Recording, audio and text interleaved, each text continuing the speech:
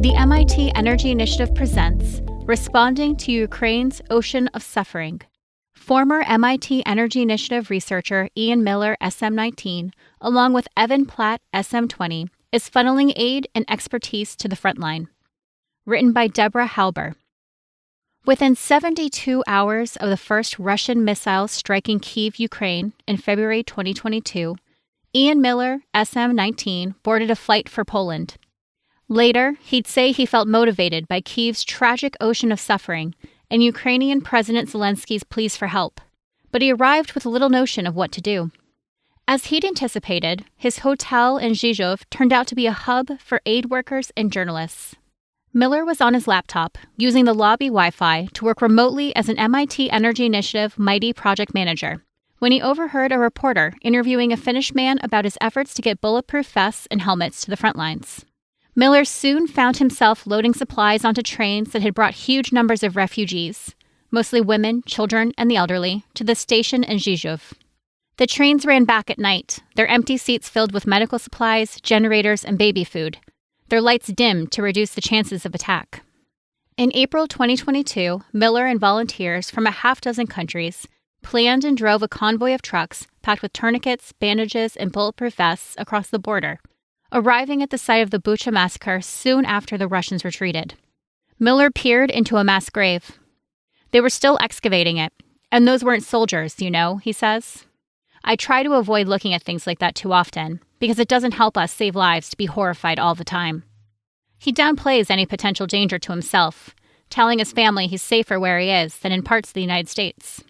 Soon after his first trip across the border, Miller convinced his former MIT roommate, Evan Platt, SM-20, to come help. Just for a week, he told Platt. Inspired by energy. Miller and Platt met in 2008 in Washington, D.C., where Platt was interning at the White House, and Miller was about to start his senior year at Georgetown University. Miller majored in government, but his interest in energy policy and technology grew during the years after graduation. He spent teaching science to primary and secondary school students in New York, where he'd grown up, in Boston, and in Kampala, Uganda. Some of the most fun, inspiring, engaging lessons and modules I did with the kids were focused on energy, he recalls. While pursuing an MIT Master of Science in Chemical Engineering from 2016 to 2018, he started researching photovoltaics and wind power.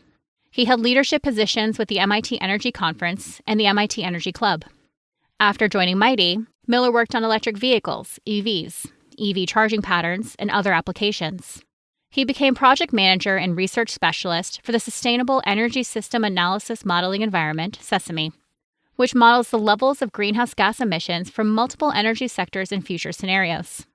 Miller and Platt reconnected and shared an apartment for 3 years.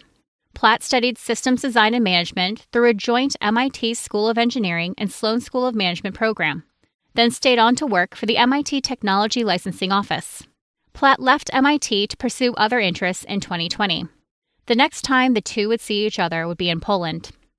It's not easy living and working in an active combat zone, Platt says. There is nobody on Earth I would rather be navigating this environment with than Ian. Navigating the last mile. In Zhezhuv and Ukraine, Miller and U.S. Air Force veteran Mark Lindquist oversaw fulfillment for the new team. With the help of Google Translate, their phones exploded with encrypted texts to and from Polish customs agents and Ukrainian warehouse operators. Platt and 2 Ukrainian team members took the lead on a needs analysis of what was most in demand at the front. Another team member led procurement. Their efforts crystallized in the creation of Zero Line, a tax-exempt nonprofit that works closely with the Ukrainian government at the front line, aka the Zero Line. With Platt on board, we got more rigorous and quantitative in terms of lives saved per dollar, Miller says. $100 buys 4 tourniquets. $1,000 adds crude steel armor to a Jeep. $2,000 provides a small observation drone or a satellite phone, equipment that locates Russian artillery and detects Russian attacks. Russian artillery shells are the #1 killer of Ukrainians, causing around 80% of casualties, he says. Tourniquets save people injured by Russian shells. Vehicles help evacuate them. And communications equipment prevents deadly injuries from occurring in the first place. Miller's skills in transportation and power system modeling, developed at MITEI under principal research scientist Emre Gencer, helped the team transport more than 150 used vehicles, Nissan Pathfinders and vans for moving civilians away from the front, Ford pickups for transporting anti-missile defense systems, and hundreds of batteries, generators, drones, bulletproof vests, and helmets to the front through nightmarish logistical bottlenecks. Typically, supplies from the United States, Asia, and elsewhere in Europe move through Gdansk and Warsaw, then proceed via train or vehicle to warehouses in Lviv, around 70 kilometers east of the border. Next is the 7-hour trip to Kyiv or the 12-hour drive to Dnipro, the current southern edge of the safe green zone, and the final 200 kilometers to the front.